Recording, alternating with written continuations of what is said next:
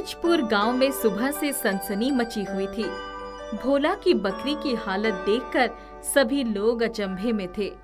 भोला की भी रो रो कर हालत खराब थी। अरे हाय, किस निर्दय पिशाच ने मेरी लज्जो की ये हालत कर दी। कीड़े पड़े उसे। अरे मेरी लज्जो कितना दूध देती थी, बचपन से पाल पोस कर बड़ा किया था। हाय रे हाय। देखने से तो लगता है किसी जानवर ने नोच खाया है, कलेजा ही निकाल लिया है बेचारे का। मुझसे तो देखा नहीं जा रहा है। हाँ, ये तो किसी खूंखार जानवर का काम लगता है, पर इसने शरीर तो छोड़ दिया, खाली कलेजा खा गया। ये कैसा जानवर है? भोला सुबह जब अपनी बकरियों को चराने के लिए निकलने लगा तब उसने देखा कि लज्जो वहाँ नहीं है। जैसे ही वो लज्जों की खोज में निकला तो पीछे की झाड़ियों में उसे उसका मृत शरीर मिला। उसके शरीर की हालत दयनीय थी। उसे बीच से किसी ने खा लिया था। पूरा शरीर खून से सना हुआ था। सारे गांव वाले उसके आसपास इकट्ठा हो गए थे। हाय रे, हरिया कल ही कह रहा था कि लज्जो की सेहत बड़ी अच्छी लग रही है, उसी की नजर लग गई लगता है। अरे भाई, मैंने तो देखा तो कहा। अब से तुम्हारी बकरियों के बारे में मैं कुछ नहीं कहूँगा। कहोगे कि मैंने ही नजर लगा दी है। मनोज ने भी तो कहा था कि तुम्हारी बकरियां बड़ी अच्छी है। मनोज की तो नजर ही खराब है, उससे मेरी खुशी देखी नहीं जाती।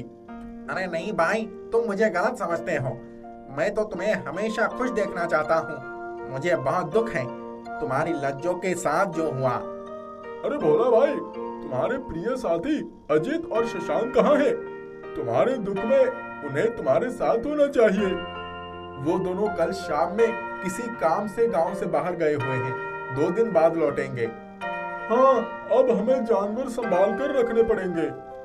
अगली सुबह होती है और विनोद की गाय के बच्चे का भी वही हालत होता है जो एक दिन पहले भोला की बकरी का था। विनोद बीच शहर में बैठकर रो रहा होता है। अरे मेरी मैया, हमारी तो जिंदगी बर्बाद हो गई। गौरी की बेटी तारा के साथ ऐसा हो जाएगा मैंने सोचा भी नहीं था। भोला सही कहता है, लोग नजर लगा देते हैं। अगर ऐसा चलता रहा तो हमारे गांव में एक भी जानवर बचेगा नहीं। हमें इस बात का पता लगाना पड़ेगा कि ये कौन कर रहा है। इतनी निर्दयी तरीके से जानवरों को कौन मार रहा है। हाँ भोला, बिल्कुल सही कहा तुमने। अगर हमने इसे नहीं पकड़ा तो बहुत देर हो जाएगी। ना भाई ना, मुझे तो डर लगता है। सब अपने जानवरों को अच्छे से रखो। कुछ भयंकर जानवरों ने लज्जो और बछड़े की जो हालत की है, उसे देखकर तो मुझे बहुत डर लग रहा है। ठीक है मनोज भाई, तुम मत आना, हम सब मिलकर देख लेंगे। गांव वाले, विनोद और भोला मिलकर उस जानवर को पकड़ने का प्लान बनाते हैं। हमें बिल्कुल चौकन्ना रहना पड़ेगा। धन्नो को हमने बलि का बकरा तो बना दिया, पर ये हमारी जिम्मेदारी है कि उसे कुछ ना हो। सभी लोगों ने मिलकर ये प्लान बनाया कि वो धन्नो बकरी को एक पेड़ से बांध देंगे और सभी गांव वाले छत पर चढ़कर इंतजार करेंगे कि आखिर रात में कौन सा जानवर आता है। प्लान के मुताबिक उन्होंने धन्नो को बांध दिया था और सभी छत पर पिंजरा लेकर बैठे हुए थे। जैसे ही रात गहराती है तो वैसे ही धन्नो वहाँ खड़ी खड़ी छटपटाने लगती है।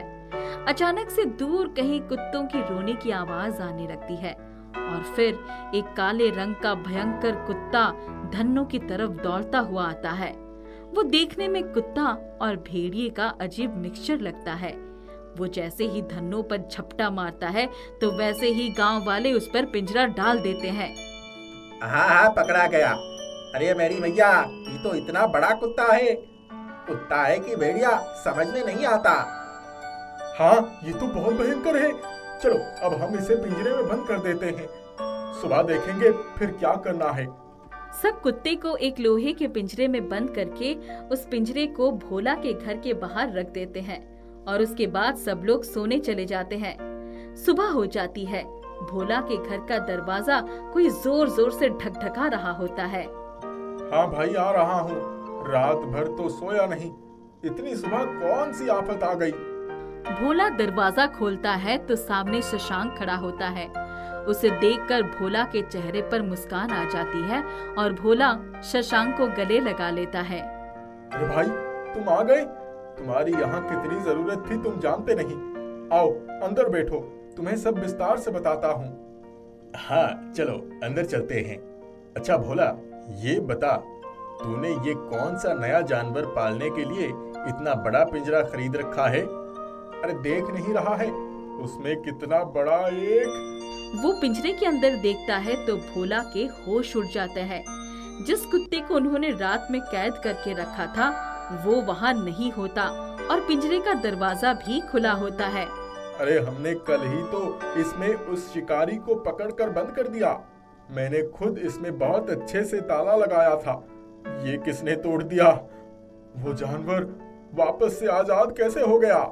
तभी उधर से मनोज और अजीत भी आते हैं। वो भोला से पूछते हैं कि वो इतना हल्ला क्यों कर रहा है। मनोज, तू तो रात घर पर ही था ना? तुझे कुछ भी पता नहीं होगा। हमने शिकारी को पकड़ लिया था और इस पिंजरे में बंद कर दिया था, पर अभी देखता हूँ तो वो वहाँ नहीं है। लगता है इसे किसी ने भगा दिया। पर ऐसा कोई क्यों करेगा? भोला हल्ला करके पूरे गांव को ये बात बताता है। सब लोग फिर दहशत में आ जाते हैं। सब मिलकर प्लान बनाते हैं कि आज रात को फिर से उसी शिकारी को पकड़ने की कोशिश करेंगे। फिर सभी लोग पिंजरा लेकर छत पर बैठ जाते हैं और धन्नो को पेड़ से बांध देते हैं। फिर से मनोज उन लोगों के बीच नहीं होता और शशांक और अजीत फिर शाम में कहीं काम से बाहर चले जाते हैं। सब इंतजार करते हैं पर धन्नो को पकड़ने कोई भी जानवर नहीं आता। अचानक से गांव के पीछे से बूढ़े बाबा के चिल्लाने की आवाज आती है। सभी लोग दौड़कर आवाज की दिशा में जाते हैं। वहां जाकर देखते हैं तो बूढ़े बाबा का भी कलेजे का हिस्सा गायब होता है। सभी लोग बहुत ज्यादा आश्चर्यचकित हो जाते हैं। तभी उनमें से एक बुढ़िया कहती है, ये काम किसी आम जानवर का नहीं है। ये काम है उस आतंकी, खूंखार, आदमखोर, किसी के बस में न आने वाले, खून के प्यासे, कलेजे को खाने वाले बहरूपिये का। वो बहरूपिया दिन में हम में ही से कोई एक हो सकता है। रात को वो अपने असली रूप में आता है और अपनी प्यास बुझाता है। बुढ़िया की बातें सुनकर सभी लोग डर जाते हैं और तभी पीछे से मनोज आकर कहता है, बाप रे, ये कितना भयंकर दृश्य है। हालांकि बूढ़े बाबा की अब ऊपर जाने की उम्र हो गई थी, पर इतनी दर्दनाक मौत। मैंने तो पहले ही कहा था कि सभी लोग घर के अंदर रहो। ना जाने अब इस गांव में और कितने मौत होने वाली है। सभी लोग मनोज की बातें सुन लेते हैं और इस खौफनाक मंजर को देखकर सभी के दिल में बहुत डर बैठ जाता है। सुबह शशांक और अजीत भोला के घर पहुंचकर सारी बातें सुनते हैं। अब गांव में एक ही सवाल रहता है कि वो खून का प्यासा बहरूपिया कौन है। बहुत समय पहले एक परी महल हुआ करता था। उस परी महल में गुम्बाला नाम का एक बहुत ही शक्तिशाली बहुरूपिया रहता था। वो जब चाहे किसी का भी रूप ले सकता था। गुम्बाला अपनी शक्तियों की वजह से उस परी महल का शासक बना हुआ था। परी महल में बहुत अलग अलग प्रकार की शक्ति रखने वाली परियां थी। सभी परियों को उनका काम बांट दिया गया था कि किसे कहाँ और क्या काम करना है। सभी परियां अपना अपना काम बिल्कुल सही से करती हुई नजर आनी चाहिए। अगर किसी को भी मैंने इधर उधर देख लिया तो उसे कड़े से कड़े दंड दिए जाएंगे। ये सुन एक परी दूसरी परी से कहती है, तुम्हें पता है चमकीली परी, आज भी सभी परियां नील परी और डॉली परी की ही बड़ाई कर रही थी। सभी कह रही थी वो दोनों सबसे अच्छी है और सबसे अच्छा काम करती है। हाँ, क्या बोलूं गुलाबी परी, मेरे तो खुद कान पक चुके हैं। उन दोनों की बड़ाई सुन सुनकर ऐसा लग रहा है जैसे उनके अलावा तो यहाँ कोई और काम ही नहीं करता। अरे हम दोनों ये बात आपस में क्यों कर रहे हैं? चलो जरा सरकार को भी भड़काया जाए। हाँ चलो, अपना मन पसंदीदा काम करने चलते हैं। दोनों परियां गुम्बाला के पास आती है। क्या हुआ? तुम दोनों यहाँ क्या कर रही हो? जाओ और जाकर अपना काम करो। अरे सरकार, हम तो चले ही जाएंगे। आपके पास आए हैं जिससे महल में क्या चल रहा है आपको बता सके।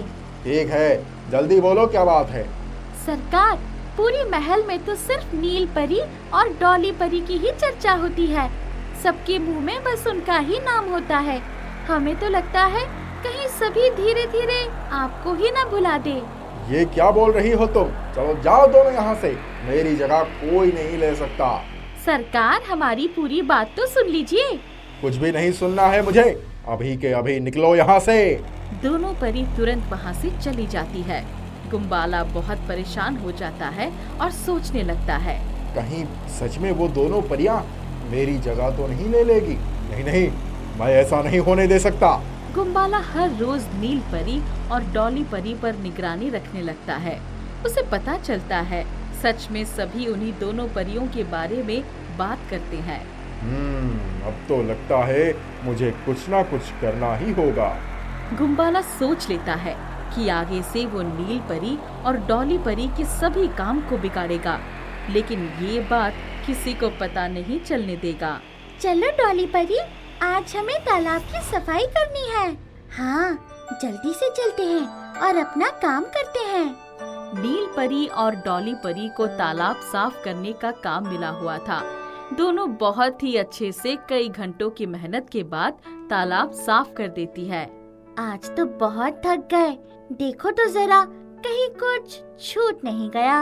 नहीं डॉली परी, सब कुछ एकदम साफ दिख रहा।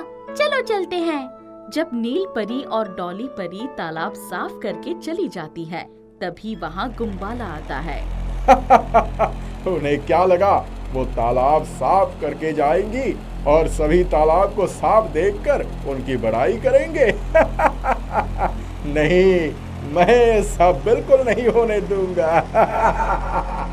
गुम्बाला पूरे तालाब में कचरा डाल देता है और वहाँ से चला जाता है। कुछ घंटों बाद कुछ परियां तालाब के पास आती है और तालाब गंदा देख कहती है, अरे, तालाब साफ करने का काम तो नील परी और डॉली परी का है। वो दोनों तो तालाब बहुत अच्छे से साफ करती थी, फिर अचानक ऐसा कैसे हो गया? धीरे धीरे ये बात परी महल में भी फैल जाती है और नील परी और डॉली परी तक भी पहुंचती है। डॉली परी, ऐसा कैसे हो सकता है? हम दोनों ने तो मिलकर तालाब की सफाई की थी, वो भी हर रोज की तरह। मुझे तो कुछ नहीं समझ आ रहा है, ये कैसे हुआ? गुम्बाला सभी परियों को अपने दरबार में बुलाता है।